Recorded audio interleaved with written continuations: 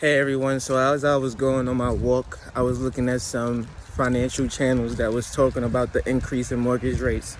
Right now, we're still in October of 2022, and I actually did predict that mortgage rates would hit 7%. However, there's talks now that in November, mortgage rates will go up even higher, and people are saying that mortgage rates may even go to 8.5%, and by the end of 2023, you may see mortgage rates at 10% or higher. Now, people are saying that in the 1980s, mortgage rates was always higher than 10%. However, the prices on properties were like $40,000. They're not the prices of today, where it's more than 10 times higher, right? The average home is around $460,000. So, that is a significant increase in price for the same interest rate that was prevalent in the 1980s. So when thinking about that, I was not expecting that at all, to tell you the truth, right? When I first got into the real estate game, mortgage rates at 3%, really the first rate I've ever saw was when I Googled online and it said 2.75%. So when I had a lender come to me and tell me that I can get a rate of 3.1 as a first-time home buyer, I was like, oh, absolutely not. I saw online that I could get X, Y, and Z, and I was just stressed out. I was so stressed. I was just thinking about, why did I get a 3.1 instead of at least a 2.75? I saw 2.75 just a few days ago. And so I went ahead and contacted another lender. I was moving super slow on that as well. I might add, as a first time me doing something, I was just so stressed out. My uncle had did real estate for some time, and so I just kept nagging him. I just kept saying, hey, I hate this 3.1% rate. Oh my God, why did I get this 3.1? And he was just like, it's a good rate, blah, blah, blah.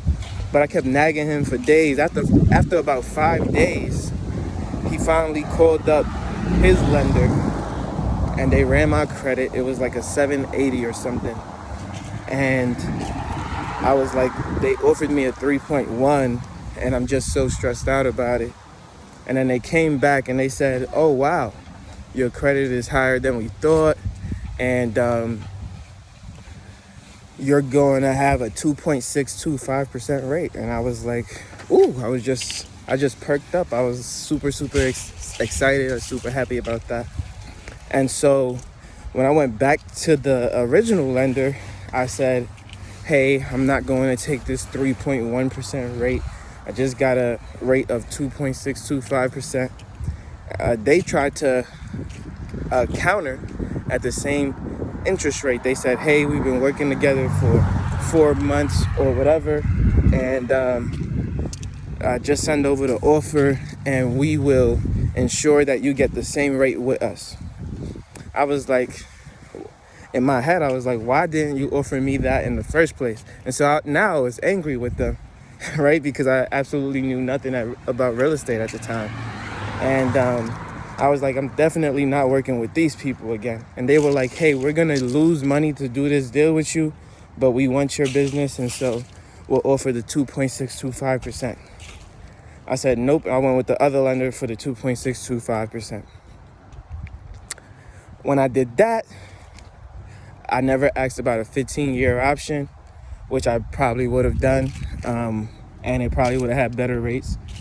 But, I was just doing what I knew to do, which was get a rate that was under 2.75 or at least 2.75. And the first rate that they gave me is the first rate I took. Now, they didn't offer me any points. They didn't offer me anything like that. And if they had, the younger me probably wouldn't have taken the points because I thought it was all a scam. But after being in the mortgage industry and actually being a home lending advisor, I actually took the time when I was a home lending advisor to educate my buyers or refinancers, right? They're all my clients, on why we offer points and why we can't just give it to you. And so with that understanding, if there was somebody like me on the other side who had no idea what points was, they would have definitely taken the points due to my explanation. And I have had several clients who have thanked me, giving me 10-star reviews and all of that because of my explanations and because I was willing to work with them. Now, I was a home lending advisor for Chase at one point. And so Chase, their customer service is great, but because of that, their rates are typically just a 0.25% higher. And people are willing to pay a 0.25% more for great service. Every time you have a problem, you can call. Every time you need something, you can call. And they are typically able to provide you with services when you are in distress or when you need some time or a break from paying your mortgage. They typically have a plan or something that they can put you in to help you throughout your process. And so, right, we want you to continue to pay your mortgage. We want you to keep your home. And so people are typically more confident in going with a bigger bank like Chase, because Chase actually holds on to 90% of their loans. I shouldn't even be advertising for them anymore. I don't work for them. But they actually hold on to 90% of their loans. So they're not just going to sell your loan off to another company, right?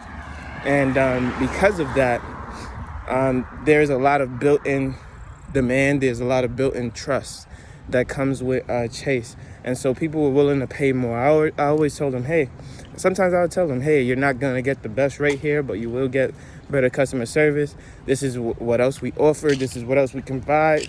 And listen, we'll match any other offer you got. Just continue to work with me, because I can't change the rate for you, but I can work with, whatever rate that you get from another lender. If you like our service, you've been with us, you've been a valued customer, X, Y, and Z, and this is what we have to offer. So moving forward, now that I know as much as I know, one thing that I would always ask if I could afford it was, hey, what's the 15-year option on this house without points? And then what is the 15-year option with points? Another thing that I would ask is, what's the 30-year option without points? And then what's the 30-year with points?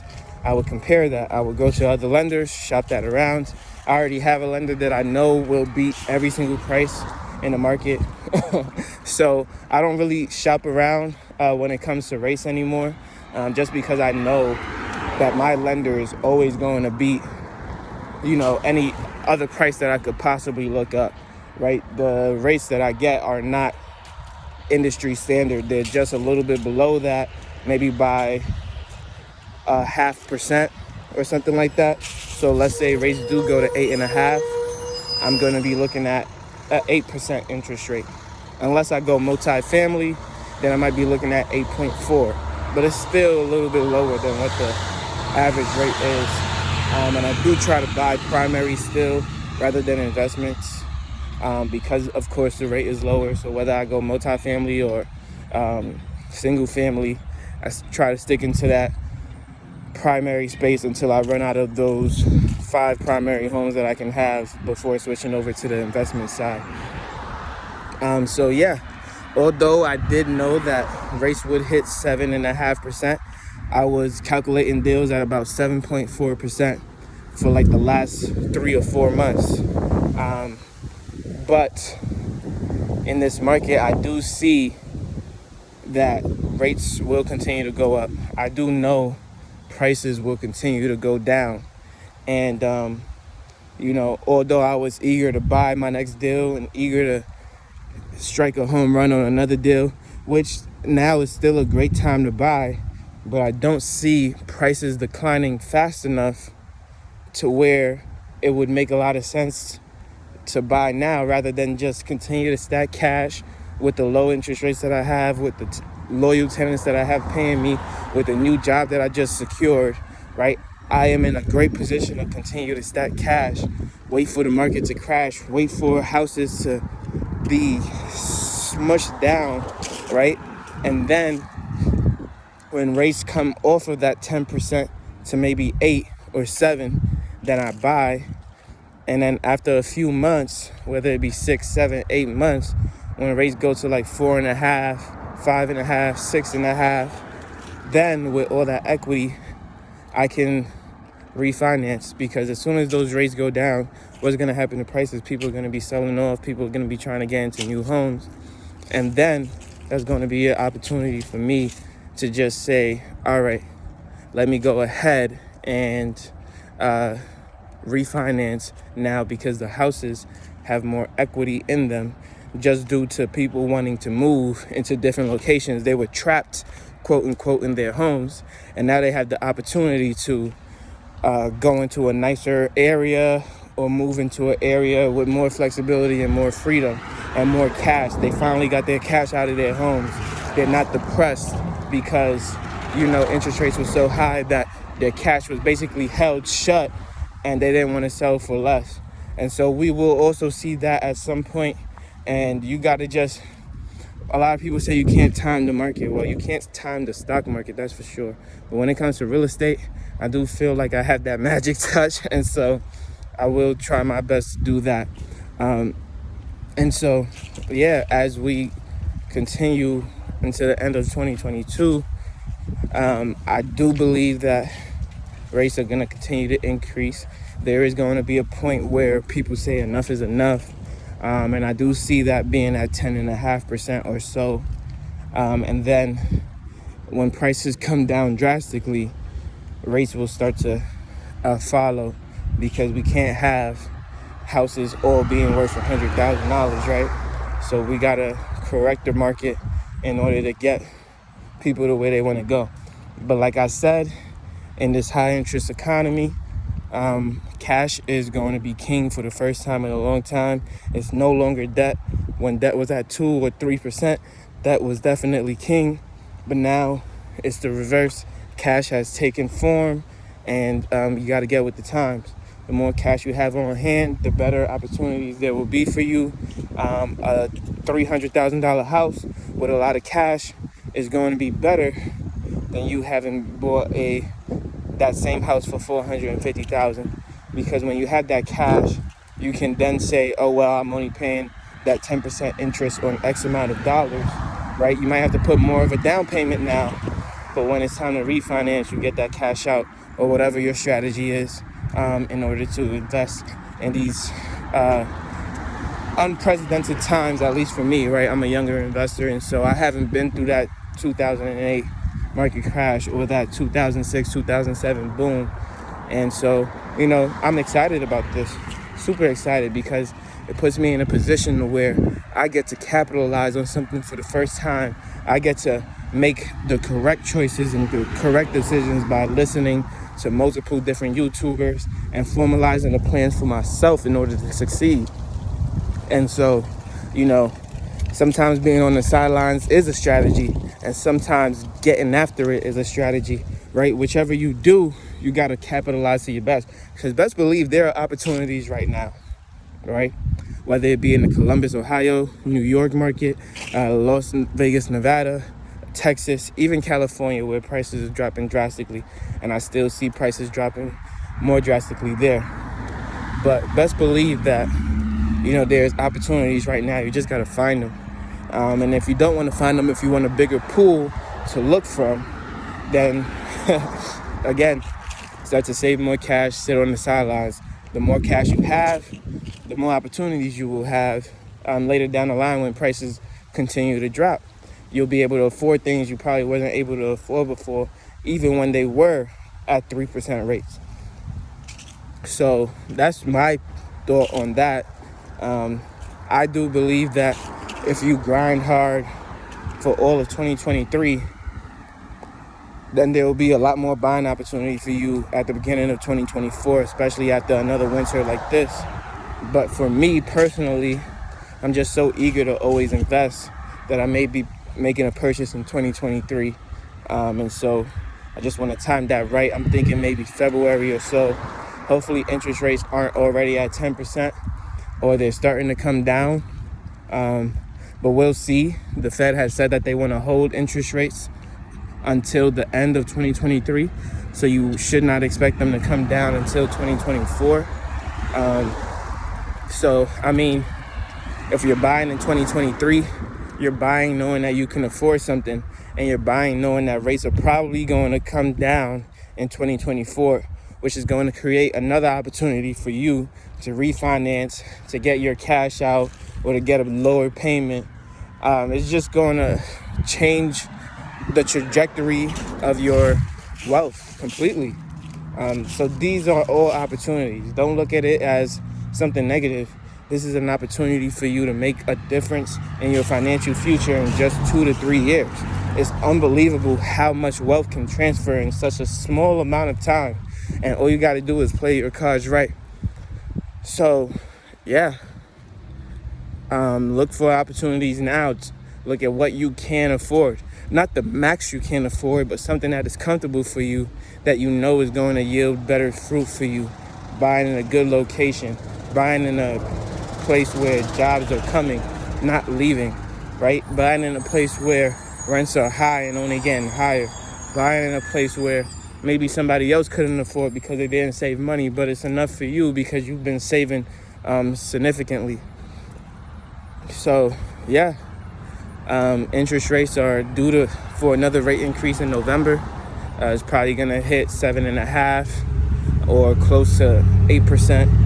And we're in for another ride. Let's see what the market does. Let's see where housing prices go.